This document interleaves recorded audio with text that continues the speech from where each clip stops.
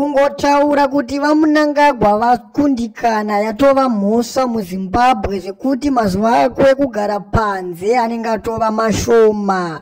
Unotoshaya kuziva kuti kuZimbabwe ndeipi mhosva isisasungisi nekuti nechinhu chese chiri munyika ukatongoda kutaura cheuri kuona kuti apa pareswa wotoziva kuti une mazuva ako ekugara panze mashoma akawanda acho wakutowandira mukati. Erusape Meni has spent close to a month behind bars following his arrest for allegedly criticizing President Emmerson Mnangagwa and expressing support for war veteran comrade Bombshell Runesu Geza.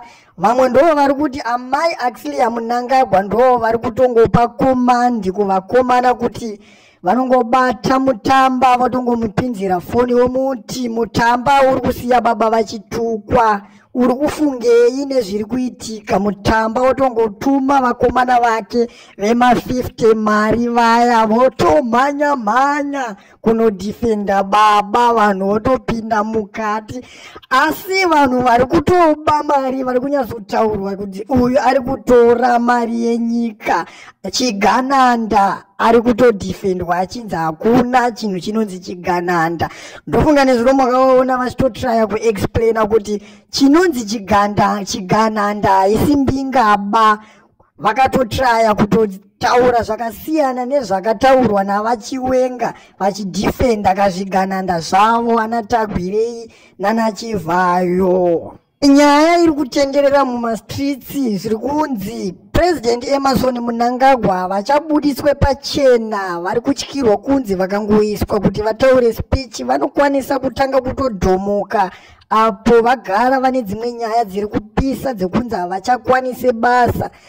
Saka vaMunangagwa vari kunzi vari kungotaurirwa mumasocial media munews, vari kungoita nyaya dzekuposterwa vachinzi vataura zvakati.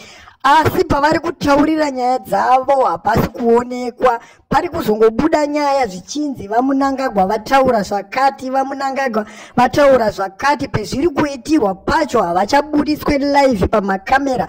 Unotonyatsoshaya kuziva kuti zviri kufamba sei munyika. Vamwe ndo vari kuti amai Axlia Mnangagwa ndo vatotora chigaro zviri silent, ndo vakumhanya kuState House. Vamwe ndo vari kuti isusu hatibvume kutongwa nemazamu. Vamwe ndo vari kuti vaTagwirei ndo vari kutongwa.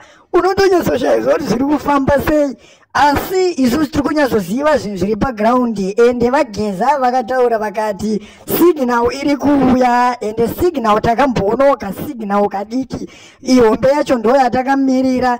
Dzimwe nyaya dziri kutenderera futi mumastreets pari kunzi nhasi kwanga une meeting kupickup farm uko vaMunangagwa vacho vari kunzi havana kuenda, asi vakomana vavo ndo vamhanya ikoko. Ivo vari kunzi vanga vari kumba kwavo kuBorodale semutaurirwo zviri kuitwa, vachinzi vanga vanana Mutamba nevamwewo vakomana vahombe vachitoyavo meeting ukoko. Vamwe vakomana vadiki vari kufamu.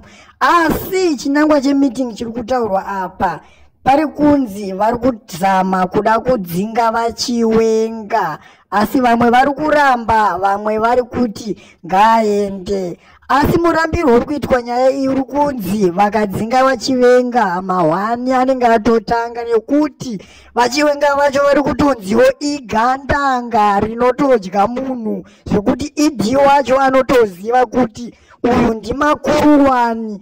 Ukuwo zviri kutyirwa kunzi vachiwenga vacho vane backup kuarmy, asi kuti vakamira nani wavakamira naye vacho haasi kuzikanwa.